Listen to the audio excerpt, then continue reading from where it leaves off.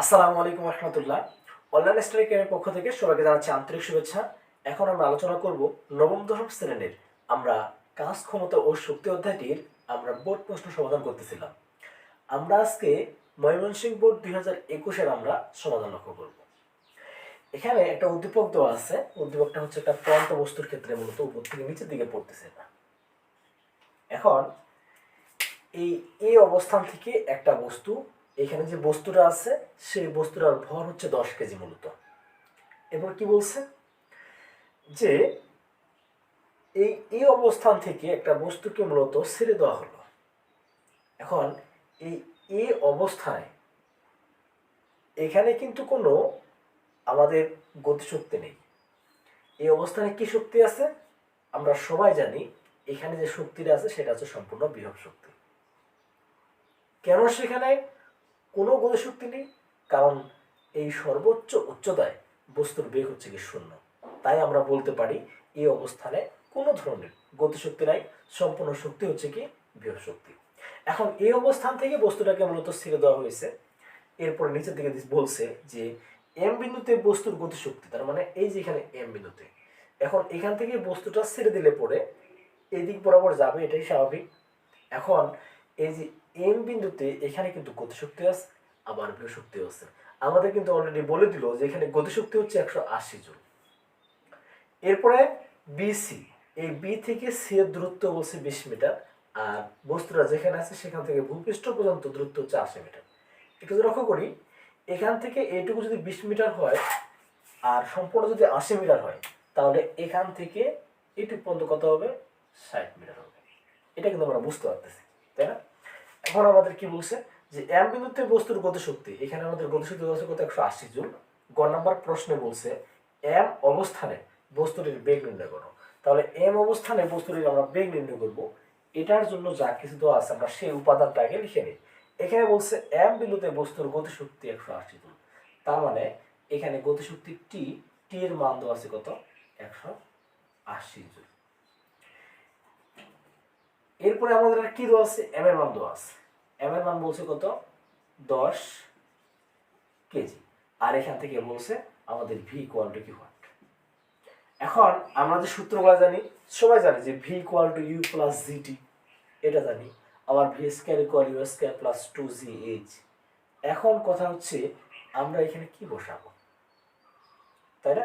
এখন এই যে একটা সূত্র জানি কি, V square equal U square plus কি 2জিএইচ। এটা দিয়ে আমরা করতে পারতাম যদি আমার এখানে এইচ এর মানটা দেওয়া থাকতো। এখানে এ থেকে এম পর্যন্ত, এ থেকে এম পর্যন্ত এখানে কিন্তু কোনো উচ্চতা আমাদের দেওয়া নেই। আমাদের উচ্চতা দেওয়া আছে এ থেকে বি পর্যন্ত। সো আমরা কিন্তু এই সূত্র বসিয়ে অঙ্কটা করতে পারবো না। আবার ভি ইকুয়াল টু আমরা কি জানি? U plus GT. এখন কথা হচ্ছে এইখানে এই টিটা কিন্তু নির্ভর করতেছে। এখানে টি বলতে কিন্তু আমাদের সময়, আমাদের কিন্তু বলে নাই যে 3 সেকেন্ড পর বা 4 সেকেন্ড পর বা 5 সেকেন্ড পর বেগ কত হবে, এমনটা কিন্তু বলে নাই। সো আমরা কিন্তু এই সূত্র বসাতে পারবো না। তাহলে আমরা কি বসাবো? এই যে গতিশক্তি টি ইকুয়াল টু 180 জুল, আমরা গতিশক্তি ইকুয়াল টু কি জানি আমরা সেটা আগে লিখে নেব। আমরা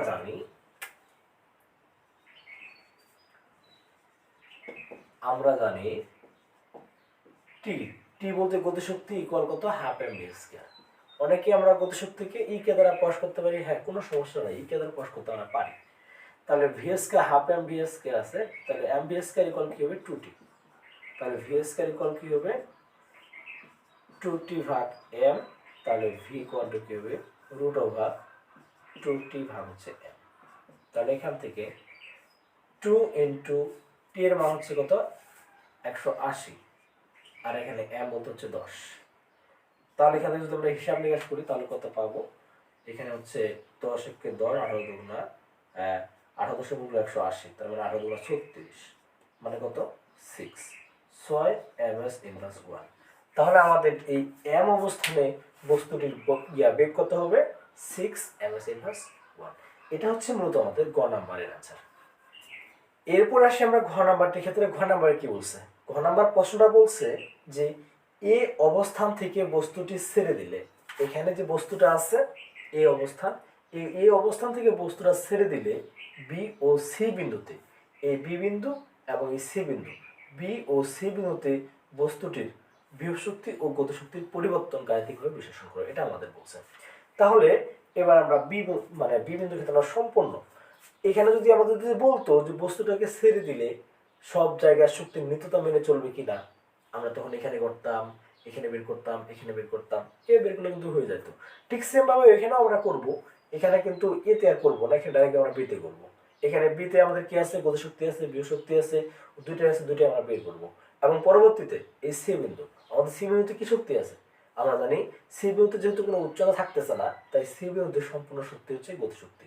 তাহলে সি বিন্দুতে করবো, আমাদের কিন্তু অঙ্কটা হয়ে যাবে। তাহলে আসি ঘ নাম্বারের ক্ষেত্রে। ঘ নাম্বারের ক্ষেত্রে আমরা একটু লিখে নেব যে এ থেকে বি পর্যন্ত দূরত্ব, এ থেকে বি পর্যন্ত, তাহলে এ বি ইকুয়াল টু কত হবে, সম্পূর্ণ হচ্ছে 80 মিটার, এটি হচ্ছে 20 মিটার, তাহলে কত হচ্ছে, এখানে হচ্ছে আমাদের 60 মিটার। তাহলে এ বি পর্যন্ত দূরত্ব আমাদের 60 মিটার, আশা করি সমস্যা হবে না, কারণটা হচ্ছে সম্পূর্ণটা হচ্ছে আমাদের 80 মিটার। তারপর বি থেকে সি, বি থেকে সি হচ্ছে 20 মিটার, তাহলে এখান থেকে দুটো কতটুকু হবে, হ্যাঁ 60 মিটার হবে, এটা মাইনাস কি এটা, তাই না, এই জন্য এখানে 60 মিটার আমরা দিলাম। এরপরে বি থেকে সি, বি থেকে সি পর্যন্ত, বিসি, বিসি কল কত, এখানে দেওয়া আছে 20 মিটার, আমরা এইটুক পর্যন্ত লিখলে কিন্তু আমাদের আপাতত হয়ে যাবে। এবার আসছি বি বিন্দুতে, বি বিন্দুতে, বি বিন্দুতে বিভব শক্তি ক্ষেত্রে আগে লিখলাম, আমরা গতিশক্তি লিখতে পারি, কোনো সমস্যা কিন্তু নাই। বি বিন্দুতে বিভব শক্তি, এটাকে ভি দ্বারা চিহ্নিত করলাম, বা আমরা এটাকে ইপি দ্বারা চিহ্নিত করতে পারি, কোনো সমস্যা নেই, ঠিক আছে। এখন বি বিন্দুতে বিভব শক্তি ইকুয়াল আমরা কি জানি, এম জি এইচ জানি, ঠিক আছে। এখন কথা হচ্ছে এখানে এইচ এর মানটা কত বসাবো, এটাকে আমরা এইচ দ্বারা চিহ্নিত করলাম যেহেতু, তাহলে এইচ এর মানটা আগে বসে, এইচ ইকুয়াল, এখন বস্তুটা আছে কোথায়, এই বি বিন্দুতে আছে। আমরা জানি বিভব শক্তির ক্ষেত্রে বস্তুটা যেখানে আছে সেখান থেকে ভূপৃষ্ঠ পর্যন্ত উচ্চতা, আমরা কিন্তু এই কথা খুব ভালোই মনে রাখবো, যে যদি আমাদের কখনো বলে বিভব শক্তির কথা বলি যদি আমরা কখনো, তাহলে বস্তুটা যেখানে আছে সেখান থেকে ভূপৃষ্ঠ পর্যন্ত উচ্চতা হচ্ছে আমাদের বিভব শক্তির ক্ষেত্রে আমরা উচ্চতাটা বসাবো। আর গতিশক্তির ক্ষেত্রে আমরা যেখানে আছি সেখান থেকে উপরের দিকে উচ্চতা ইউজ করবো আমরা। তাহলে এখানে এইচ ইকুয়াল বি বিন্দুতে এখান থেকে এইটুকু ধরতেছি 20 মিটার, 20 মিটার যেহেতু আছে, তার মানে এই বিসি ইকুয়াল এইচ ইকুয়াল কত, 20 মিটার, এটা দিয়ে দিলাম, ঠিক আছে। এরপরে এম এর মান তো আমাদের দেওয়াই আছে, এম ইকুয়াল হচ্ছে কত, 10 কেজি, জি বলতে আমরা সবাই জানি 9.8, এম এস ইনভার্স 1।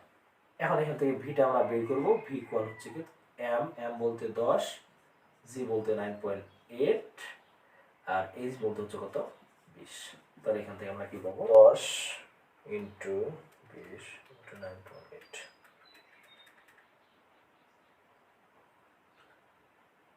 আমাদের আছে 1960 জুল, 1960 জুল। এটা কি পাচ্ছি, বি বিন্দুতে আমরা বিভব শক্তি পাচ্ছি। ঠিক সেম ভাবে আমরা বি বিন্দুতে গতিশক্তি বের করে নিব, তাহলে আবার বি বিন্দুতে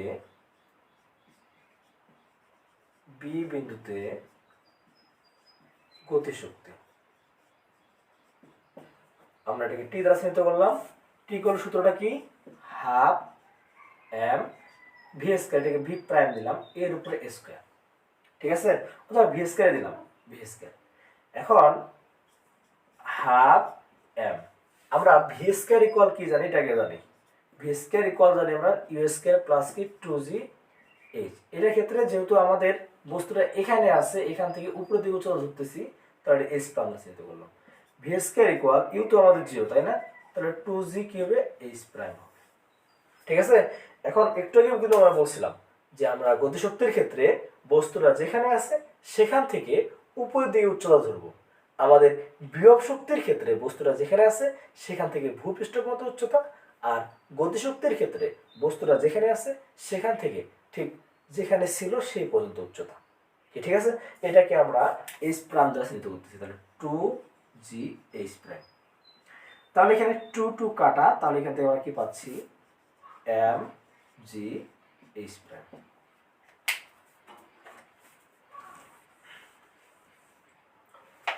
তাহলে এখানে M বলতে ছিল আমাদের 10, G বলতে 9.8, H প্রাইম। তাহলে এখানে H প্রাইম কতটুকু আছে, এখানে লিখে নিব H প্রাইম ইকুয়াল টু কত, 60 মিটার। 60 মিটার, ঠিক আছে, এটা তাহলে H প্রাইম। তাহলে কত দিব আমরা, 60। তাহলে যদি আমরা হিসাব নিকাশ করি 5880 এত জুল। এখন আমাদের প্রশ্নে কি বলছে, একটু প্রশ্নের দিকে লক্ষ্য করি। প্রশ্নটা বলছে এই অবস্থান থেকে বস্তুটি ছেড়ে দিলে বি ও সি বিন্দুতে বস্তুটির বিভবশক্তি ও গতিশক্তির পরিবর্তন গাণিতিকভাবে ব্যাখ্যা করা। তাহলে এখানে বি ও সি বিন্দুতে আমাদের বিভবশক্তি এবং গতিশক্তির পরিবর্তন ব্যাখ্যা করতে হবে। তাহলে আমরা বি বিন্দুতে গতিশক্তি পেয়েছি এবং কি বিভবশক্তি পেয়েছি। এবার ঠিক সেম ভাবে আমরা এই সি বিন্দুতে গতিশক্তি আর বিভবশক্তি আমরা বের করব। ঠিক আছে, বের করে আমরা বলে দিব যে আমাদের পরিবর্তন হচ্ছে এতটুকু, গতিশক্তি পরিবর্তন হচ্ছে এতটুকু, বিভবশক্তি পরিবর্তন হচ্ছে এতটুকু। ঠিক আছে, এবার আসি তাহলে আমাদের সি বিন্দুতে। সি বিন্দুতে বিভব শক্তি, সি বিন্দুতে বিভব শক্তি কি হবে, এখানে ভি প্রাইম দ্বারা চিহ্নিত করলাম, ইকুয়াল কি হবে 0 জুল। এর কারণ কি, কারণ সি বিন্দুতে আমাদের কি উচ্চতা আছে, এখানে নিচের দিকে উচ্চতা আছে নাই। আমরা বলছিলাম যে বিভব শক্তির ক্ষেত্রে বস্তুটা যেখানে আছে সেখান থেকে নিচের দিকে উচ্চতা, এখানে ভূপৃষ্ঠ পর্যন্ত আর কিন্তু উচ্চতা নাই। সো এখানে আমাদের কি হবে, ভি প্রাইম ইকুয়াল 0 জুল। এবার আসি সি বিন্দুতে গতিশক্তি টি প্রাইম দ্বারা চিহ্নিত করলাম। এবার কি হাফ এম ভি স্কয়ার সূত্র এটাই। তাহলে আমাদের কত আসবে, হাফ এম ভি স্কয়ার মানে ইউ স্কয়ার প্লাস 2GH মানে 2GH, এখানে কিন্তু এম ছিল, তাহলে এম কাটা 2 কাটা, তাহলে কি MGH। তাহলে MGH মানে কি ছিল, 10 × 9.8 H বলতে কিন্তু এবার সম্পূর্ণ উচ্চতা, তার মানে 80। ঠিক আছে, তাহলে এখান থেকে আমরা যেটা পাচ্ছি সেটা হচ্ছে 10 × 9.8 × 80, তার মানে 7840 এত কি জুল। ঠিক আছে, তাহলে আমরা সি বিন্দুতে বিভব শক্তি আমরা পাইলাম কত, 0 জুল, আর সি বিন্দুতে গতিশক্তি পেলাম কত, 7840 জুল। এখন কি বলছে, বি ও সি বিন্দুতে বস্তুটির বিভব শক্তি। তাহলে আমরা এই বি এবং সি বিন্দুতে আগে বিভব শক্তির পরিবর্তন দেখাবো, এরপরে গতিশক্তির পরিবর্তন দেখাবো। তাহলে লিখে দিব এবার,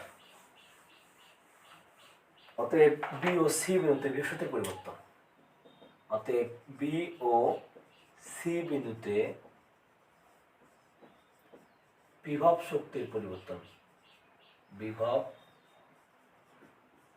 শক্তির পরিবর্তন। তাহলে এখান থেকে আমাদের বি বিন্দু আমাদের ছিল কতটুকু, 1960, 1960 মাইনাস সি বিন্দু কত, 0, তাহলে পরিবর্তন কতটুকু, 1960। এরপরে সি বিন্দু বি ও সি বিন্দুতে গতিশক্তির পরিবর্তন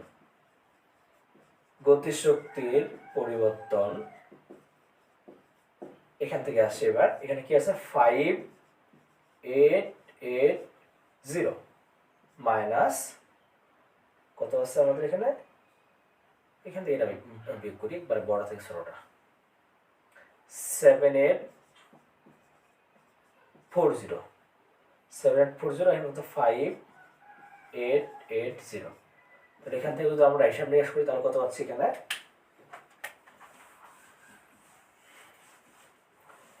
তাহলে এখান থেকে দেখা যাচ্ছে এটা হচ্ছে 0, আর 14 থেকে 8 বাদ দিলে 6, এরপরে 9, এরপরে 9, কত আসছে 1, মানে 1960 জুল। এখন যদি আমরা লক্ষ্য করি বি ও সি বিন্দুতে আমাদের বিভব শক্তির পরিবর্তন ছিল কতটুকু, 1960 জুল। বি ও সি বিন্দুতে গতিশক্তির পরিবর্তন কি, 1960 জুল। তাহলে আমরা বলতে পারি বি ও সি বিন্দুতে গতিশক্তি এবং বিভব পরিবর্তন সমান। এটাই ছিল মূলত আমাদের এই ময়মনসিংহ বোর্ড 2021 সমাধান। আশা করি আমরা প্রশ্নটি খুব ভালোভাবে বুঝতে পারছি। ধন্যবাদ সকলকে। যদি আমাদের এই ভিডিওগুলো ভালো লেগে থাকে তাহলে অবশ্যই লাইক, কমেন্ট, শেয়ার আর সাবস্ক্রাইব করে